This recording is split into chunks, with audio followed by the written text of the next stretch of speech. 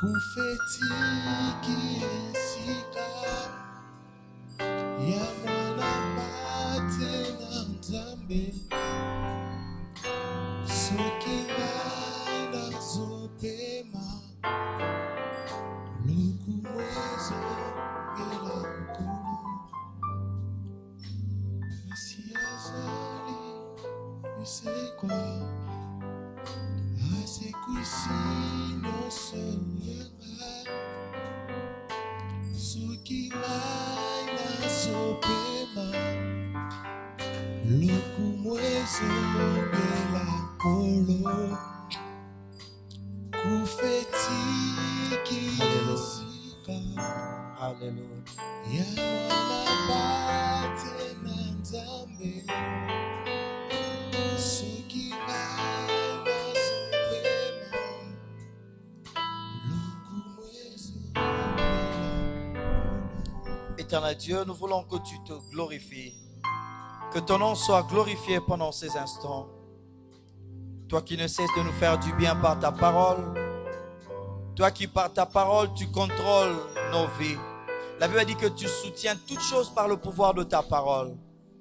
Et cette parole ce matin nous est adressée, Seigneur, pour nous soutenir de là où nous sommes devenus faibles, pour nous donner un fondement sur lequel nous pouvons nous appuyer, pour nous donner un appui sûr, Seigneur. Nous pouvons assurément nous appuyer sur toi.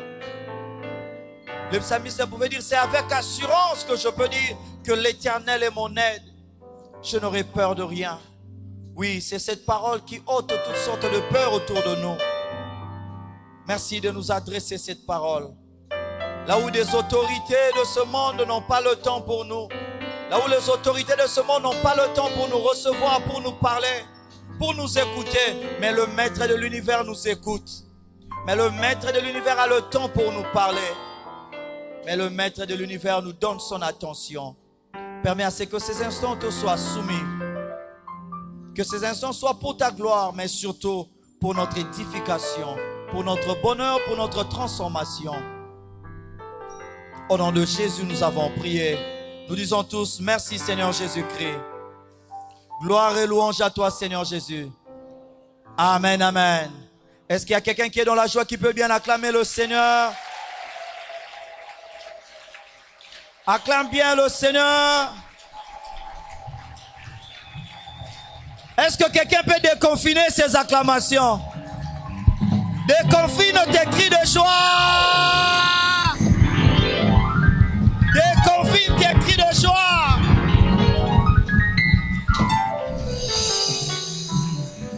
Amen, amen. Vous avez bien fait de vous tenir debout. Nous allons lire la parole du Seigneur. Merci de vous tenir debout. Quelqu'un a dit que s'il y a quelque chose qu'on ne peut jamais manquer de trouver dans la présence de Dieu, c'est la joie. Amen, amen. On peut manquer le mariage, on peut manquer l'exaucement, mais une chose qu'on ne manquera jamais à coup sûr dans la présence de Dieu, c'est la joie. Nous lisons Éphésiens chapitre 3, 14 à 21, et puis après nous allons lire 1 Corinthiens chapitre 15 au verset 58, et nous allons atterrir sur Genèse chapitre 21, 1 à 21. Acceptez que nous puissions prendre le temps de lire ce texte. Éphésiens chapitre 3, 14 à 21, la Bible dit, « À cause de cela, je fléchis les genoux devant le Père, duquel tire son nom toute famille dans les cieux et sur la terre, afin qu'il vous donne, selon la richesse de la gloire, de sa gloire, d'être puissamment fortifié par son esprit dans l'homme intérieur, en sorte que Christ habite dans vos cœurs par la foi, afin qu'étant enracinés et fondés dans l'amour, vous puissiez connaître avec tous les saints quelle est la largeur, la longueur, la profondeur et la hauteur, et connaître l'amour de Christ qui surpasse toute connaissance, en sorte que vous soyez remplis jusqu'à toute la plénitude de Dieu. Verset 20. Or, à celui qui peut faire, par la puissance qui agit en nous, infiniment au-delà de tout ce que nous pensons, ou de tout ce que nous demandons ou pensons, à lui soit la gloire dans l'Église et en Jésus-Christ, dans toutes les générations, au siècle des siècles. Amen. 1 Corinthiens, chapitre 15. Nous lisons juste le verset 58. Ainsi, mes bien-aimés, soyez fermes, inébranlables, travaillant de mieux en mieux à l'œuvre du Seigneur, sachant que votre travail ne sera pas vain dans le Seigneur. Amen. Le dernier passage, la dernière lecture, Genèse 21, 1 à 21. L'Éternel se souvint de ce qu'il avait dit à Sarah, et l'Éternel accomplit pour Sarah ce qu'il avait promis. Sarah devint enceinte, et elle enfanta un fils à Abraham dans sa vieillesse, au temps fixé dont Dieu lui avait parlé. Abraham donna le nom d'Isaac au fils qui lui était né, que Sarah lui avait enfanté. Abraham circoncit son fils Isaac, âgé de 8 jours, comme Dieu le lui avait ordonné. Abraham était âgé de 100 ans à la naissance d'Isaac, son fils. Et Sarah dit, Dieu a fait de moi un sujet de risée. Quelqu'un l'apprendra, rira de moi. Plutôt, quiconque l'apprendra, rira de moi. Elle ajouta, qui aurait dit à Abraham, Sarah allaitera des enfants. Cependant, je lui ai enfanté un fils dans sa vieillesse. Verset 8, l'enfant grandit et fut sévré. Et Abraham fit un grand festin le jour où Isaac fut sévré. Sarah vit rire le fils qu'Agar, l'Égyptienne, avait enfanté à Abraham. Et elle dit à Abraham, chasse cette servante et son fils, car le fils de cette servante n'héritera pas avec mon fils, avec Isaac. Cette parole déplut fort aux yeux d'Abraham à cause de son fils. Mais Dieu dit à Abraham que cela ne déplaise pas à tes yeux à cause de l'enfant et de ta servante. Accorde à Sarah tout ce qu'elle te demandera, car c'est d'Isaac que sortira une postérité qui te sera propre. Je ferai aussi une nation du fils de ta servante, car il est ta postérité. 14. Abraham se leva de bon matin, il prit du pain et une outre d'eau qu'il donna à Agar et plaça sur son épaule. Il lui remit aussi l'enfant et la renvoya. Elle s'en alla et s'égara dans le désert de Beersheba. Quand l'eau de l'outre fut épuisée, elle laissa l'enfant sous un des arbrisseaux et alla s'asseoir vis-à-vis à une portée d'arc, car elle disait que je ne vois pas mourir mon enfant. Elle s'assit donc vis-à-vis de lui, éleva la voix et pleura. Dieu entendit la voix de l'enfant et l'ange de Dieu appela du ciel Agar et lui dit, qu'as-tu Agar? Ne crains point, car Dieu a entendu la voix de l'enfant dans le lieu où il est. Lève-toi, prends l'enfant, saisis-le de ta main, car je ferai de lui une grande nation. Et Dieu lui ouvrit les yeux et elle vit un puits d'eau. Elle alla remplir d'eau l'outre et donna à boire à l'enfant. Dieu fut avec l'enfant qui grandit, habita dans le désert et devint tireur d'arc. Il habita dans le désert de Paran et sa mère lui prit une femme du pays d'Égypte. Amen. C'est la parole du Seigneur. Est-ce qu'on peut acclamer le Seigneur? Amen, amen. Bien-aimés, ce matin, Dieu nous a mis à cœur de nous exhorter autour de ce thème, le Dieu des familles. Amen. Le Dieu de famille. Nous sommes en train de parler dans notre thème de l'année, si tu veux aller loin avec le Seigneur. Et nous sommes en train de clôturer ce trimestre avec le séminaire qui a eu lieu, où on était en train de parler de aller loin dans l'engagement au sein de l'église locale. Comment nous pouvons encore plus nous engager? Et l'un des moyens, bien aimés, c'est de se rendre compte que l'église locale, c'est une famille. Amen, amen. On peut faire des grandes choses avec quelqu'un ou avec quelque chose. Tout dépend de comment on conçoit, de comment on comprend la chose en question. Des fois, il y a des conflits dans le mariage parce que l'homme considère la femme comme quelqu'un d'autre. Et des fois, la femme considère l'homme comme quelqu'un d'autre. Ce mari-là, cet homme-là. Mais pourquoi tu es comme ça? Mais dès lors que chacun commence à se rendre compte que nous sommes une équipe, que ses défauts, ce sont mes défauts, que ses qualités, ce sont mes qualités, que sa défaite, c'est ma défaite, que sa victoire, c'est ma victoire, tout change. Amen, amen. Et donc, dès qu'on commence à se considérer comme un ensemble, on peut aller loin. Pourquoi? Parce que dans une équipe, celui qui marque le but n'a pas à se moquer de celui qui garde le but. Il ne peut pas être en conflit avec le gardien des buts parce que toi, tu peux marquer autant. Si lui, il encaisse plus que ça, mais vous perdez. Et même ce que toi, tu as marqué comme but, ça ne compte plus. Et donc, on est obligé, bien aimé, pour aller loin dans l'engagement dans l'église, c'est de nous considérer comme une famille. Amen. Voilà pourquoi Dieu nous a mis à cœur de nous exhorter autour de ce passage de Genèse 21, où on est en train de nous présenter des problèmes qui arrivent à des familles.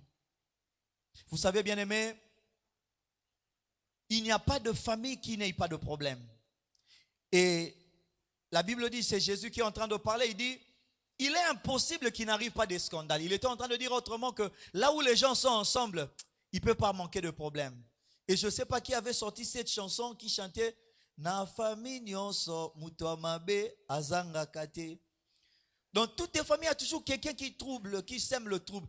Parce que le scandale doit arriver, mais le scandale, le problème, les conflits doit passer par quelqu'un. Et je prie ce matin pour que cette personne-là ne soit pas toi au nom de Jésus. Bien-aimé, la famille est composée, c'est vrai, comme on nous le disait souvent quand on était enfant, du père, de la mère et des enfants. Mais derrière cette formulation-là de présenter le père, la mère et les enfants, il y a deux éléments qui sont là-dedans, qui constituent les socles de la famille. La première, c'est l'alliance. Donc la famille, c'est un ensemble de personnes, une communauté de gens qui font une alliance ensemble. Papa et maman ne viennent pas de la même famille, ils n'ont pas le même sang. Mais pourquoi papa et maman forment une famille? Parce qu'ils ont fait une alliance. Celui qui est à côté de toi, celle qui est à côté de toi, n'a pas le même papa ou la même maman que toi, biologiquement parlant. Mais pourquoi une église doit devenir une famille, ou une église est effectivement une famille? Mais parce qu'on a une alliance. Amen, amen. L'alliance fait de nous une famille. Au-delà même de l'alliance, il y a aussi le sang. Ton frère, ta soeur, que tu le veuilles ou non, que tu le détestes ou non, qu'il soit rempli de qualités ou rempli de défauts, il fait partie de ta famille. Pourquoi? Mais parce que vous partagez le même sang. Et ce n'est pas toi qui as choisi. Si l'alliance, ça dépend de nous, de vouloir ou de ne pas vouloir être dans une alliance, mais concernant le sang, ça ne dépend pas de nous, c'est Dieu qui nous l'impose. Et donc, au-delà du fait que c'est moi qui ai choisi d'être dans cette église, c'est moi qui ai choisi de faire partie de cette famille, mais dès lors que nous avons tous le même Père, Dieu, et que nous avons tous le même sang, le sang de son Fils qui coule en nous, alors nous sommes une famille, quelles que soient nos qualités et nos défauts. Amen, amen.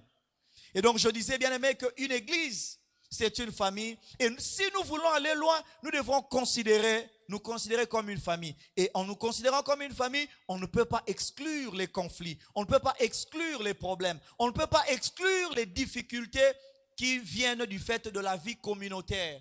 Le fait de vivre ensemble peut faire en sorte qu'une personne pêche, mais d'autres personnes peuvent subir les conséquences. Amen, amen. La vie communautaire fait qu'une personne peut jeter des déchets dans la rue, mais quand il va pleuvoir, l'eau ne va pas entrer dans sa maison seulement, l'eau va entrer jusque dans votre maison. Pourquoi? Mais parce que vous vivez en communauté. Et donc, c'est la même chose avec la famille. Et donc, j'aimerais ce matin, bien-aimés, nous parler de 4 problèmes en particulier que Dieu nous révèle ici, qui arrivent dans des familles. L'un des problèmes qui était en train de ronger la famille d'Abraham. Rappelez-vous bien aimé, Abraham, c'est une personne que Dieu a choisie pour que par lui, qu'il apprenne au monde entier, à l'univers, à la terre tout entière, le fait d'avoir un seul Dieu. On a toujours été dans le polythéisme, ça veut dire les gens priaient toujours plusieurs dieux. Quand il pleut, on a besoin du Dieu de la pluie. Mais quand on a faim, on a besoin du Dieu de la fertilité, le Dieu qui fait pousser la nourriture. Mais quand on n'arrive pas à avoir des enfants, on a besoin du Dieu qui fait enfanter, du Dieu qui donne des enfants. On a besoin du Dieu qui donne la richesse. On avait besoin de plusieurs dieux. Mais Dieu a voulu montrer à tout le monde qu'il n'est qu'un seul. Et il a choisi Abraham. Amen, amen. Et en choisissant Abraham, il a dit non, je ferai de toi une nation, je ferai de toi une famille. La patrie, la nation, ça a une notion de la famille là derrière. Et donc Dieu a voulu appeler Abraham pour que par Abraham que les gens le connaissent. Mais par Abraham, Dieu est en train de penser à une famille. Il veut aller loin avec les hommes, mais les hommes doivent être en famille. Mais pour être en famille, on ne peut pas être exempt. On ne peut pas aller en dehors. On ne peut pas faire exception des problèmes qui arrivent aux familles. Amen, amen. Le premier problème qui arrive à la famille d'Abraham, il y en a plusieurs, Mais pour ce matin, j'en choisis 4, comme je disais. Le premier, c'est la polygamie. Ce n'était pas un problème en soi. Mais dans le fait, dans la pratique, dans le vécu, la polygamie est devenue un problème pour eux. La polygamie, comment? À l'époque, ce n'était pas un problème. Un homme pouvait avoir autant de femmes. Ils étaient encore au niveau où la terre était en train d'être peuplée. On avait besoin des enfants, on avait besoin des gens.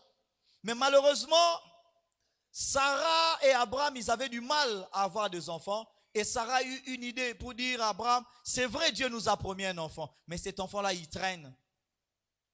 Et pendant qu'il traîne, il avait tout le droit, Abraham avait le droit de prendre sa servante, son esclave, pour faire des enfants avec elle. Et l'idée, heureusement, cette idée-là n'est pas venue d'Abraham. J'aimerais pas être à la place d'Abraham. Si c'était un Quinois qui était à la place d'Abraham, il allait lui dire, ah, oh, moi, c'est Amen, amen. Yemoko, moi je suis fidèle, mais elle-même, elle m'autorise. Qu'elle passe en or. Quelle bonne chance à Mabé, comme disait un comédien. Oui, c'est bonne chance à Mabé. Elle-même, elle autorise d'aller. Ben, c'était pas un problème à l'époque, mais quand il est allé, le problème qui est arrivé, c'est que après cela, un problème, après un certain moment, les problèmes des enfants commencent à se poser. Amen, amen. Et ce problème-là qui est venu de cette polygamie-là, entre Abraham, Sarah et Agar, jusqu'à aujourd'hui, il y a des gens qui continuent à en souffrir. Les Arabes et les Juifs ou les Israélites, ils sont toujours en conflit. À cause de quoi? À cause d'une erreur que Sarah avait faite de demander à Abraham. Et à cause de l'erreur qu'Abraham avait faite d'accepter la proposition de Sarah, sa femme. Et donc, bien aimé, si dans nos familles biologiques, la polygamie pose des problèmes au sein de notre communauté locale, la polygamie spirituelle pose aussi des problèmes. Amen, amen. La polygamie en soi, c'est le fait d'aller avec une autre personne en dehors de la personne avec laquelle on est en alliance. Et à l'église, la polygamie peut se manifester comme le fait d'aller des fois écouter des prédications dans des églises, dans des ministères, de gens qui n'ont pas la même doctrine que nous. J'ai reçu une fois une sœur qui est venue, malheureusement pour elle, le fait venait déjà de s'accomplir et elle est venue pour essayer un peu de laver sa conscience, mais c'était déjà parti. Elle était là à l'église, chez nous à l'église, elle priait normal, jusqu'à ce qu'elle ait prié dans une secte où un prophète prophétisait, il disait des choses sur sa vie et puis en fin de compte, le prophète lui a dit, je vois dans ta vie, tu as un problème de mari de nuit. Est-ce que c'est vrai? La fille dit oui, c'est vrai. Il y a tel jour, tu fais tel genre de rêve. Il y a telle chose qui arrive dans tes rêves. La fille dit oui. Il dit, tu as besoin d'être purifié. Alors il dit, comment? Il dit, non, mais il faut que je te nettoie. Il faut que je te lave et que je puisse te faire l'onction d'huile. Et puis il faut que tu couches avec moi pour que moi je retire ces histoires-là. Alors la fille, heureusement, elle avait un peu de connaissance. Elle dit, mais ça c'est la fornication. Comment tu veux coucher avec moi? Je ne suis pas ta femme. Le monsieur lui dit, la Bible dit que les deux deviendront une seule chair. Donc quand je couche avec toi, moi je deviens une seule chair avec toi. Et quand je me sépare avec toi, moi je deviens une seule chair avec l'esprit là, le mari de nuit là. Je le sors. Pourquoi? Parce que quand deux personnes couchent ensemble, ils peuvent se transmettre des démons. Mais toi tu as déjà ton démon. Moi j'ai le Saint-Esprit. Quand je couche avec toi, je te transmets le Saint-Esprit, moi je prends ton démon. Et malheureusement, je ne sais pas qu'est-ce qui s'est passé, elle a certainement été envoûtée. Elle est passée à l'acte. Et elle pouvait simplement poser la question, mais toi tu me donnes ton Saint-Esprit. Et toi tu prends les démons. Donc toi tu deviens démoniaque. Donc tu ne peux plus prêcher parce que toi tu as pris le démon qui était en moi. Alors pourquoi tu vas te tenir devant les gens? Pourquoi? Parce qu'elle est allée écouter ailleurs. Elle est allée manger de la nourriture d'ailleurs. Bien aimé, il y a des problèmes qui nous arrivent en famille parce que l'enfant, au-delà de l'éducation que les parents lui donnent, il peut apprendre l'éducation des voisins. Amen, amen. Mais pourquoi chez eux on donne des tablettes aux enfants, chez nous on refuse? Pourquoi chez eux elle a 15 ans mais elle a un téléphone? Moi j'ai déjà 17 ans, on ne me donne pas le téléphone. Pourquoi?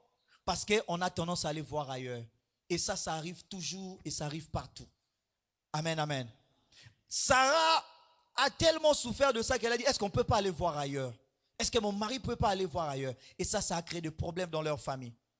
Jusqu'au point où c'est elle-même qui a proposé après qu'on puisse chasser cet enfant-là. Heureusement que Abraham, Dieu est intervenu. Sinon, si Abraham était un Quinois, il allait tout simplement lui dire, maman, Obanda qui en rosala nini. Rosili Sango, c'est toi qui as commencé à parler de cet enfant. Mais maintenant, c'est toi qui veux que je chasse. Non, je ne veux pas le chasser, c'est mon enfant. Et combien de couples ne vivent-ils pas ces genres de choses? Et combien parmi nous ne sont pas victimes des problèmes de polygamie dans nos familles biologiques? Combien de gens ne souffrent-ils pas? Ils ont du mal à aller loin avec le Seigneur, tout simplement parce que ses frères l'ont chassé. Parce que papa a tendance à aimer plus des enfants de l'autre maman que nous. Parce que la maman a tendance à privilégier ses enfants que nous. Parce que depuis que papa a eu l'autre femme là, il ne passe plus le temps avec nous.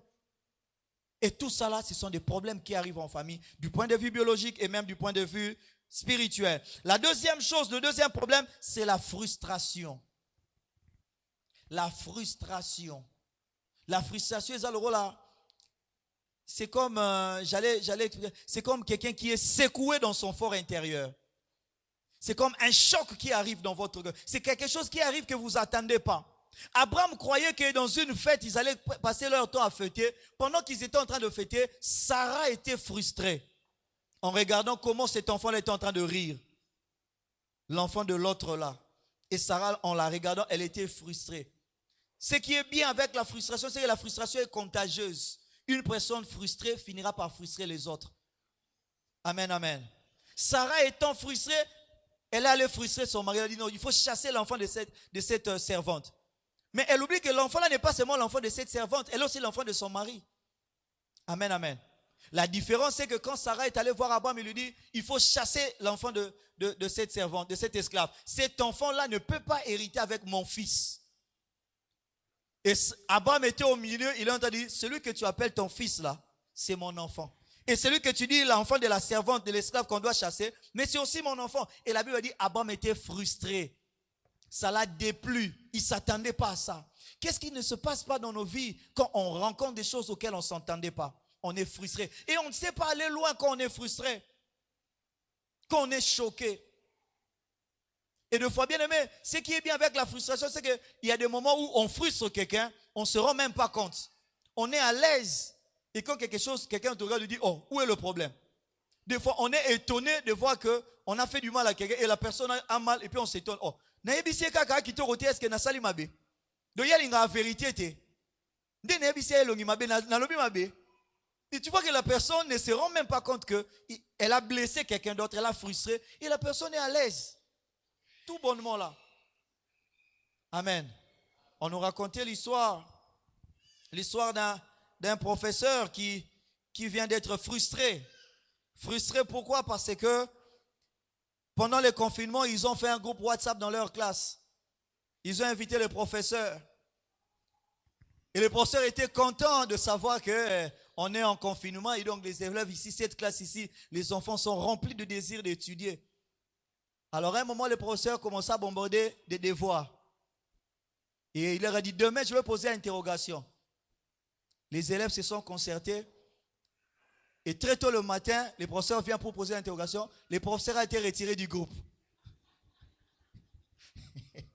Le professeur est resté avec son interrogation. Il a été retiré du groupe. Il se réveille comme ça, il regarde, oh, vous avez été retiré du groupe. Le professeur est resté frustré avec son interrogation. Jusqu'au déconfinement, on ne l'a plus jamais remis. Trop de questions. Amen, amen.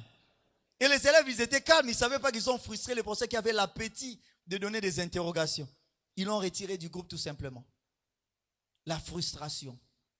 Il arrive de moments bien aimés où on frustre quelqu'un, non pas parce qu'on le veut, mais à cause de notre ignorance. Je racontais au premier culte qu'il y avait un jeune homme qui a fait la cour à une fille et ils se sont aimés. Et comme les gens qui s'aiment, il leur arrive souvent de parler à des heures tardives et de s'envoyer des textos. Et le gars rappelle la fille pour lui dire non, fais des beaux rêves, je t'aime. Elle aussi aime bien, je t'aime. Il dit ok, fais des beaux rêves, dors bien. Il dit oui, merci. Et elle reprit que ton âme repose en paix. Et le garçon était frustré. On lui a enlevé le sommeil. Il dit oh, ça minimum, au nom de Jésus, sans effet. Et le garçon a fait peur de dormir parce qu'il s'est dit il peut dormir et puis il se repose en paix. Et la fille, c'est pas parce qu'elle voulait lui souhaiter la mort, mais parce qu'elle savait pas comment. Elle lui souhaitait seulement un bon sommeil. Mais est-ce que quand quelqu'un dort, son âme, ça repose pas en paix? Moi, je me suis posé la question, est-ce que la fille avait tort? Quand quelqu'un s'endort, son âme, ça repose pas en paix? Voilà, après avoir fini de se reposer en paix, ça doit se réveiller aussi en paix, n'est-ce pas? Maintenant, toi, pourquoi quand on dit repose en paix, tu vois seulement que c'est la mort. La fille a frustré son gars et ça a continué comme ça. Ça a commencé par là les problèmes jusqu'à ce qu'ils ne sont plus allés loin dans leur relation. Des filles où on a certainement un esprit de mort. Esprit de mort et zanasima.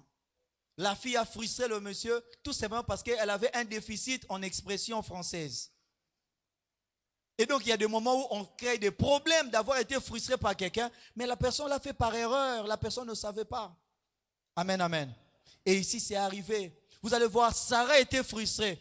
Elle a transmis la frustration à Abraham. Et Abraham aussi, il a transmis la frustration à Agar. Il a chassé. Donc Agar était en train de sortir. Donc, et puis il l'envoie où? Dans le désert. Et quand ils arrivent là-bas, l'outre d'eau, l'eau s'épuise. Il n'y a plus de quoi manger, il n'y a plus de quoi boire. Et elle aussi frustrée, elle dit, je ne sais pas qu'est-ce que je peux faire, je me cherche une solution, je dois abandonner l'enfant. Combien d'enfants n'ont pas été abandonnés, non pas parce que leur mère ne les aimait pas, mais parce que leur mère ne voulait pas les voir mourir. Il dit, et l'enfant grandit frustré, moi ma mère m'a jeté. Donc ma mère ne m'aimait pas. Amen, amen. La frustration, ça nous empêche d'aller loin dans notre engagement à l'église. Et des fois, on est frustré à l'église par des frères et des sœurs. On est frustré. Et la frustration peut aller même plus loin. Quand la frustration déborde, ça devient une blessure intérieure. C'est ça le troisième problème qu'ils avaient. Le problème des blessures intérieures. La blessure intérieure que Ismaël avait eue depuis qu'il était bébé là, de savoir que son père l'avait chassé. Quand il est revenu, c'était pour enterrer son père. Il n'est plus jamais revenu. Donc, il a grandi, il était déjà assez âgé. Quand on l'a mis de côté, quand on l'a chassé parce qu'il avait grandi, il devrait avoir plus de 10 ans déjà. Et quand il est revenu, c'était pour l'enterrement de son père. Il ne sait pas dans quelles circonstances, comment son père est mort. On l'a seulement informé, ton père est mort, viens l'enterrer. Et depuis qu'il est parti, jusqu'aujourd'hui, des conflits entre les Arabes et les Juifs, ça vient de ces blessures intérieures et ça reste. Donc, une frustration, c'est comme un petit choc. Mais ce choc-là, dès lors que c'est infecté par des démons, ça devient une blessure intérieure. Et malheureusement, la blessure intérieure commence à se manifester par une manière de vivre. Ça devient ta manière d'être. Et les gens croient que non, c'est une femme de caractère, c'est une femme blessée intérieurement. Et une personne comme ça ne sait pas aller loin. Même dans l'œuvre de Dieu, il y a plein de gens qui sont remplis de blessures intérieures. J'ai suivi un sketch sur les réseaux sociaux où un monsieur est venu épouser une fille. Et heureusement pour lui, malheureusement aussi, le papa de la fille, c'était un chrétien, c'était un diacre de l'église. Je ne dis pas que c'était un des diacres d'ici, c'était un diacre seulement. Et le diacre accueille le monsieur, il ne voulait pas de ce monsieur-là. Mais comme le monsieur était aussi un frère de l'église, il dit, ok, merci. Il dit, je vais te poser 3 questions. Si tu échoues à l'une d'elles, tu n'épouses pas ma fille. Il lui pose la première question. Mon fils, comment s'appelle la mère de Jésus? Le monsieur dit, oh, mais la mère de Jésus, c'est Marie. Il dit, très bien. Et le frère était, deuxième question. Jésus était né où? Il dit, oh, mais c'est simple, à Bethléem. Il dit, très bien. La dernière question. Est-ce que tu sais que Jésus avait été arrêté? Il dit, oui. Tu sais que Jésus avait été régné par Pierre? Oui. Et quand Pierre a régné Jésus, il y avait un coq qui avait chanté, oui. Donne-moi le nom du propriétaire de ce coq-là. Le gars a regardé le papa, il s'est levé, il a pris ses affaires, il est parti. Malheureusement, c'est que le papa ne savait pas, c'est que non seulement le monsieur était frustré, mais il est parti avec sa blessure intérieure. Amen, amen. Il est resté des années après. Il s'est marié avec quelqu'un d'autre, il a construit son entreprise. Et après, il reçoit des demandes d'emploi. Il voit son ancien, le monsieur qui devrait être son beau-père, qui n'était plus, qui a failli être son beau-père, avec une lettre de demande d'emploi. Il dit, ok, c'est bon. Il reçoit tout le monde, il leur fait passer les tests, c'est normal. Et quand il rencontre le monsieur, il dit, papa, est-ce que vous vous souvenez de moi? Il dit, le visage, c'est comme si, mais je ne sais plus. Il dit, pas de problème. Ça, c'est une entreprise chrétienne. Je vais te poser seulement une seule question. Et puis, je t'embauche. Le papa était content. Il dit, toi, là, je vois que tu es suffisamment intelligent. Il dit, Jésus avait nourri 5 personnes et 5000 personnes avec 2 pains et 5 poissons. Il dit, oui, oui, oui. Il dit, donne-moi seulement le nom du propriétaire de ces deux pains-là et 5 poissons-là. Et puis je t'embauche. Le papa, il attend, il dit, bon, comme tu ne trouves pas, est-ce que tu peux me citer le nom d'une trentaine de personnes qui étaient là, que Jésus avait nourri? Cite-moi seulement leur nom. Et puis c'est tout, je t'embauche. Le papa a pris ses affaires, il est parti. Amen, amen. Frustration, débordée, ça arrive au niveau de la blessure intérieure. Et les blessures intérieures, ça nous empêche d'évoluer. Et la famille d'Abraham, c'était comme ça. Ils avaient du mal à évoluer si Dieu ne venait pas intervenir. Et ils ont transmis cela de génération en génération. Si vous regardez dans le fond, vous allez voir que Abraham a trompé Abimelech, disant que sa femme, c'était sa sœur. Mais c'est arrivé aussi avec son fils, n'est-ce pas? Isaac aussi a trompé. Mais c'est arrivé aussi avec son petit-fils. Jacob, c'était un menteur professionnel. Donc lui, il avait l'héritage des héritages. Il avait le centuple de ce lien-là. Mais ce lien-là, ça vient des fois des frustrations. Amen, amen. La dernière chose, c'est le manque de révélation. Le manque de révélation. Agar était avec son fils dans le désert, manquant de révélation. Et à l'église, de fois, nous sommes là, manquant de révélation. On est avec la meilleure prédicatrice de l'église. Mais on regarde, on pose la question, est-ce qu'une femme peut prêcher? Des fois, on est là avec la meilleure choriste, mais on regarde, est-ce que Batoamikou, c'est peut te coacher une chorale?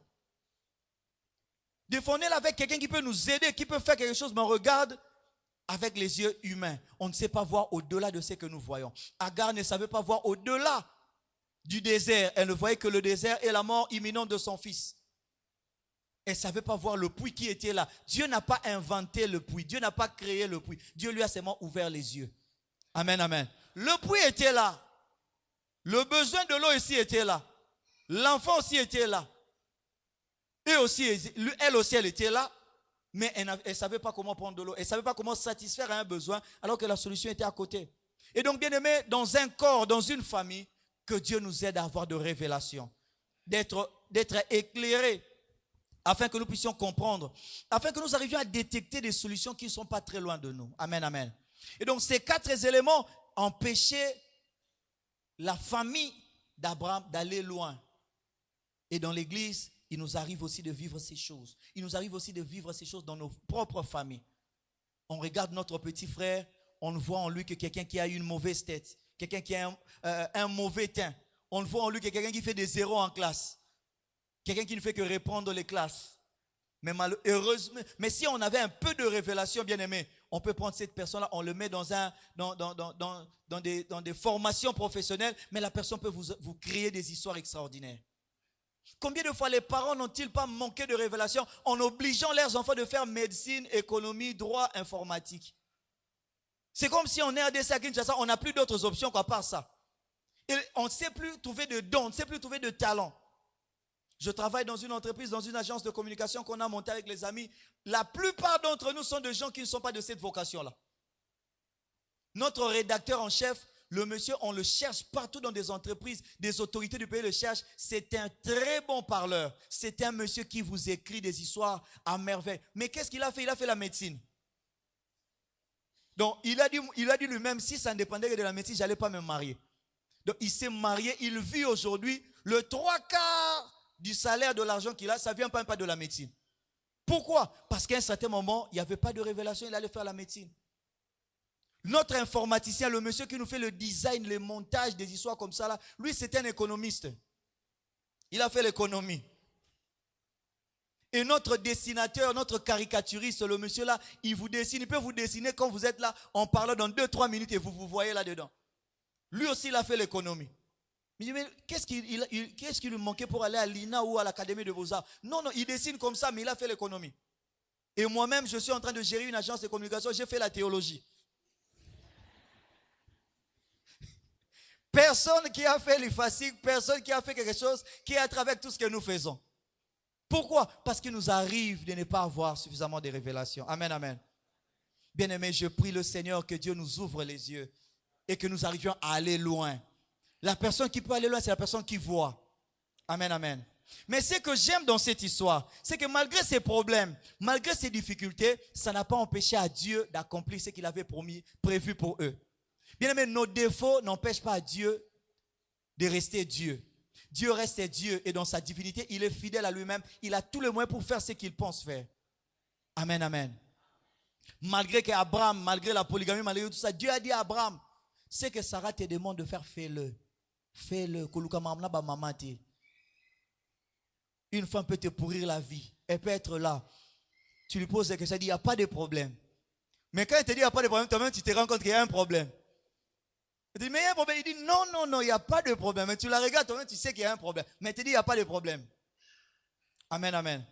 J'étais avec un ami qui me disait, pourquoi les filles d'aujourd'hui sont comme ça? Tu la blesses ou tu as un problème avec elle, elle parle pendant 2 heures, puis en fait de quoi, elle dit, je préfère me taire. Elle a parlé pendant 2 heures, elle s'est défoulée, elle a crié, elle a insulté, et puis elle dit, bon, tout ça là, même, tu ne mérites même pas que je parle, et puis je préfère me taire. Donc elle a pris son temps pour parler, et puis c'est à la fin qu'elle préfère se taire.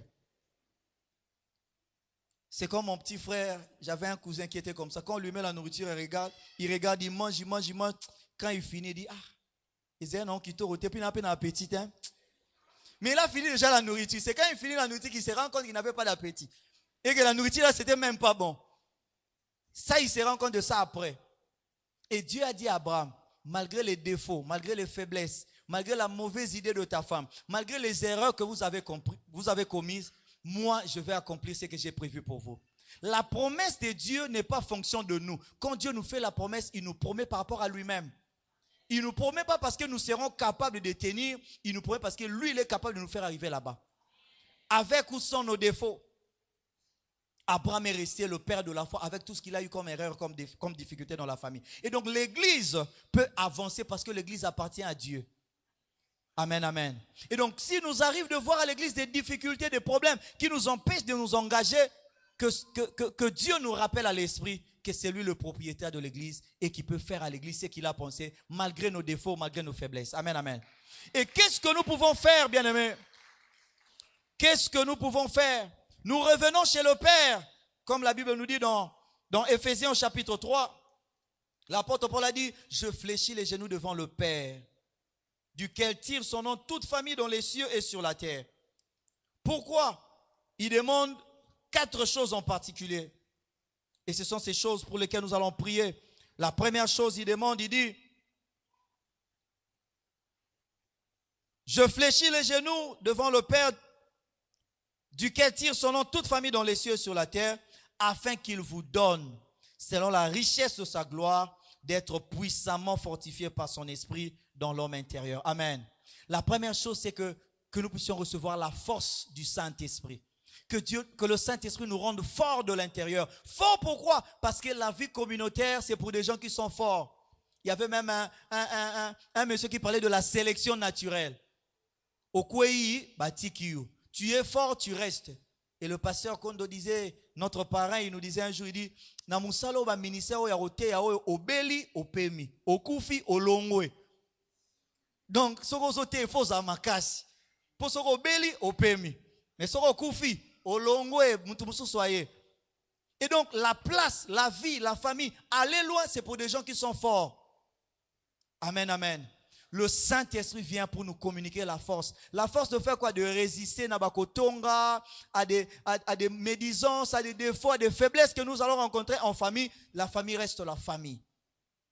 Il y a des fois, regarde, dans notre église, les gens ne donnent pas bien les offrandes, les gens n'aident pas. Je pars dans notre église là-bas parce que là-bas, on paye les minervales aux gens. Tu arrives là-bas et puis tu te rends compte que là-bas, il y a trop d'impudiques, tu quittes. Ici, il y a trop d'impudiques. Je pars dans cette église là-bas, les gens craignent Dieu. Tu arrives là-bas, tu te rends compte que dans cette église, on ne partage pas. Tu arrives là-bas et il n'y a jamais une famille parfaite, il n'y aura jamais une église parfaite, mais l'église imparfaite aura toujours un mari, un époux parfait.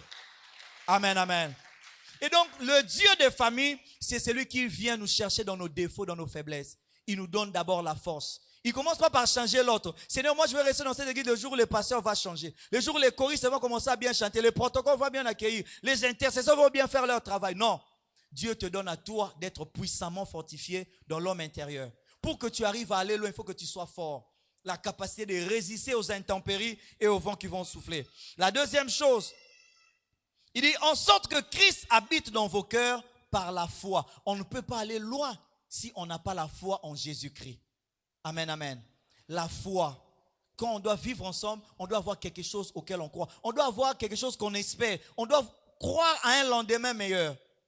Quand on est quelque part où on ne croit plus avoir quelque chose, ben c'est comme si on ne sait plus aller loin, quoi. On ira loin que dans la mesure où on croit. Et dans le cas qui nous concerne ici, en tant qu'Église, notre foi, ce n'est pas chez l'autre, ce n'est pas chez l'un, c'est en Christ.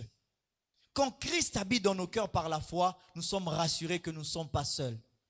Et que Christ est avec nous, il est capable de nous aider à surmonter les obstacles. Et la troisième chose, il dit, et connaître l'amour de Christ qui surpasse toute connaissance. L'amour de Christ qui surpasse toute connaissance, c'est cet amour dont on parle dans 1 Corinthiens 13, où on dit l'amour supporte tout.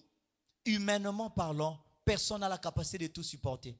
Mais si le Saint-Esprit vient et que Christ est là, il va te donner l'amour. La Bible dit dans Romains 5, 8 que « Or, l'espérance ne trompe point parce que l'amour de Dieu est répandu dans nos cœurs par le Saint-Esprit qui nous a été donné. » Et donc, le Saint-Esprit vient pour répandre l'amour dans nos cœurs, pour voir comment on peut être dans de tels conflits et s'aimer quand même. Amen, amen. J'étais en contact avec une sœur. Je ne sais pas comment vous allez prendre ça, mais la sœur était fiancée et un jour elle vient à l'église. Elle entre à l'église comme ça, elle entend seulement on appelle son fiancé. Monsieur tel, est-ce que tu peux te tenir debout? Le fiancé se lève et il avance et on appelle sa meilleure amie. Madame tel, est-ce que tu peux te tenir debout? Sa meilleure amie se lève, on passe, on dit les deux ici sont mis sous discipline pour des relations déshonorantes. Ça veut dire qu'ils ont eu à faire des histoires et des histoires et des histoires. Pendant que le monsieur était fiancé à cette fille, le monsieur passait son temps à avorter, à faire des mauvaises choses avec l'autre fille là. Et la fille apprend ça en plein dans les cultes. Et leur fiançailles était connu de toute l'église. Et quand on apprend ça, on les fait placer. Quand on a fini de dire qu'on les met sous discipline parce qu'ils se sont méconduits, c'est toute l'église qui s'est tournée vers la fille pour la regarder. Et elle était là, l'église assise comme ça, en train d'apprendre que tous les temps, elle était avec son fiancé. Son fiancé était en train de sortir avec sa meilleure amie. Et vous savez ce qui est arrivé? La fille là aujourd'hui, parmi les deux personnes qui sont mieux placées pour aider cette fille dans sa vie, la personne qui l'habille, la personne qui achète ses habits, la personne qui voyage à Kenaraba, Dubaï, à Zubilamba, c'est la meilleure amie là. Elle est restée sa meilleure amie. La fille arrive à pardonner. Elle a rompu avec ce monsieur là, effectivement, mais elle s'est mariée avec quelqu'un d'autre. Et aujourd'hui, quand vous le voyez, vous ne pouvez jamais croire qu'il y a quelque chose comme ça qui s'est passé entre eux. Amen, amen. Et il y a des gens qui me regardent avec des yeux, c'est l'amour de Christ qui fait ça. Amen, amen. Dieu peut te faire pardonner des choses que les humains ne peuvent pas pardonner. Et ils sont restés amis, ils se parlent normalement. Si on ne vous dit pas ce qui s'est passé entre les deux, tu ne vas pas croire que les deux là, l'autre là a fait ça à son ami. Mais son ami l'a pardonné. Et elle arrive, elle vient dans sa maison, elle prépare, elle mange, elle rit, elle reste. Et elles sont restées amies. Amen, amen. Parce que Dieu est capable de répandre son amour et son amour est capable de nous faire supporter les uns les autres. Et si on ne sait pas se supporter, on ne peut pas aller loin dans notre engagement à l'église. La dernière chose, la Bible dit, et connaître l'amour de Christ qui surpasse toute connaissance, en sorte que vous soyez remplis jusqu'à toute la plénitude de Dieu. Ici, la plénitude de Dieu dont il est en train de parler, c'est le fait d'être conscient que Dieu est avec nous à tout moment. J'entends ça souvent. Bien aimé, ton compte à la présence d'Anzambe.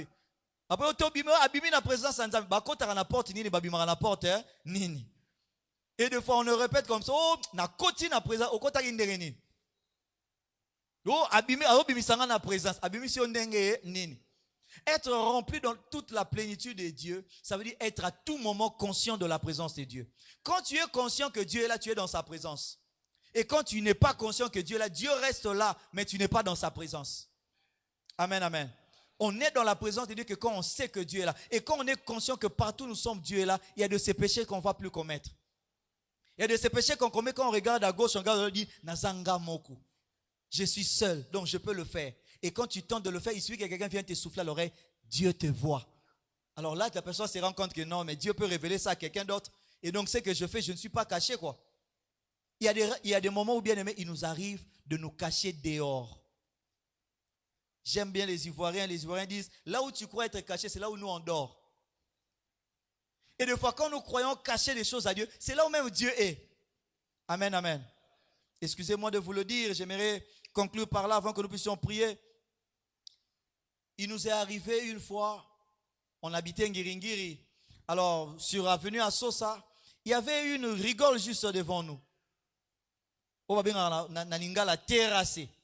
Alors, il y avait un monsieur pendant les festivités de fin d'année, il venait de boire, il était ivre. Et tout ivre qu'il était, il était en train de marcher comme il était en train de marcher et il a eu envie de pisser. Alors, nous, on était devant la parcelle, on est assis. Vous savez, dans la cité, il y a des moments où on reste là devant la parcelle, on prend de l'air. Et nous, pendant cette période-là, on savait que Nangiringiri, le 31 décembre, tout le 1er janvier, vers 17h, 18h, tout le monde s'ensigne qui descend vers la ville. Et vers 21h, 22h, tout le monde ils sont en train de revenir, la plupart ivres. Et nous, on est souvent là pour regarder les spectacles. Et le monsieur ivre qu'il était, il est venu, il a traversé la route, il arrive devant la rigole, il regarde derrière, il ouvre les tirettes, il commence à pisser et il regarde comme ça. Et pendant qu'il pissait, nous, on était devant lui. Il y avait mon grand frère qui était là, mon cousin qui était là, qui a crié « Yo !» Et quand il a vu, il s'est retourné comme ça. Il commence à regarder et il ne s'est pas rendu compte qu'il s'est retourné maintenant dans la rue là où les véhicules passaient. Et quand il y avait un receveur qui passait, il a commencé à fuir en pissant chemin faisant. Et il nous arrive aussi comme ça dans la vie, bien-aimée. On croit faire des choses en cachette, on regarde partout, sauf celui qui est là en train de nous regarder, Dieu. Il nous arrive des fois de faire des choses, on regarde tout le monde, sauf celui qu'on doit regarder, Dieu. On est des fois conscient que de tout le monde, sauf de Dieu. On est conscient que le pasteur est là, la sœur telle est là, le chef du département est là, telle personne n'est pas là. Mais des fois, on perd de vue que Dieu lui-même, il est là, il nous regarde. On fait de mauvaises choses, mais parce que l'oncle ne m'a pas vu, parce que la grande sœur, le pasteur ne m'a pas vu, c'est pas grave. On va venir servir Dieu à l'église de dimanche, mais comme le pasteur n'était pas avec moi à la boîte de nuit, mais Dieu est juste là devant toi. Exactement comme ce monsieur. Et il nous arrive des fois d'être ivre comme ça. À un moment, on a cette folie-là de croire qu'on peut faire des choses et être caché devant Dieu. Et avec ça, on ne sait pas aller loin, bien-aimé. On ne sait pas aller loin.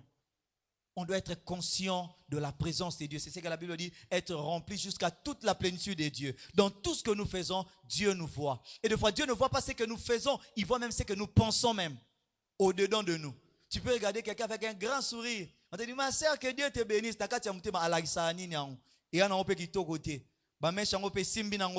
Mais pendant que tu fais ça, tu perds de vue que Dieu est en train de te voir et d'écouter, d'enregistrer tout ce que tu es en train de penser. Amen, amen. Et avec ça, on ne peut pas aller loin tant qu'on perd de vue la présence de Dieu, quand on n'est pas rempli de la plénitude de Dieu. Et donc, c'est ça, c'est que Dieu vient nous proposer ce matin, bien-aimés, en conclusion de ce thème dont on a eu à passer le séminaire, aller loin dans l'engagement au sein de l'église locale. Dieu veut que nous puissions prier pour être fortifiés, puissamment fortifiés dans notre être intérieur par le Saint-Esprit. Et Dieu ne va pas nous juger en famille, Dieu va nous juger individuellement. Il ne va pas nous juger sur nos droits, sur ce que les gens devraient faire pour nous. Il va nous juger sur nos devoirs, sur ce que nous avons eu à faire, ce que nous avons eu à dire ou à penser. Et avec ça, bien-aimés, si nous avons la pensée d'être forts au-dedans de nous, par le Saint-Esprit, d'avoir la foi en Jésus-Christ, d'avoir l'amour et d'être conscient à tout moment de la présence de Dieu, là, nous pouvons aller loin dans l'engagement avec Dieu à l'église. Que Dieu bénisse sa parole au nom de Jésus.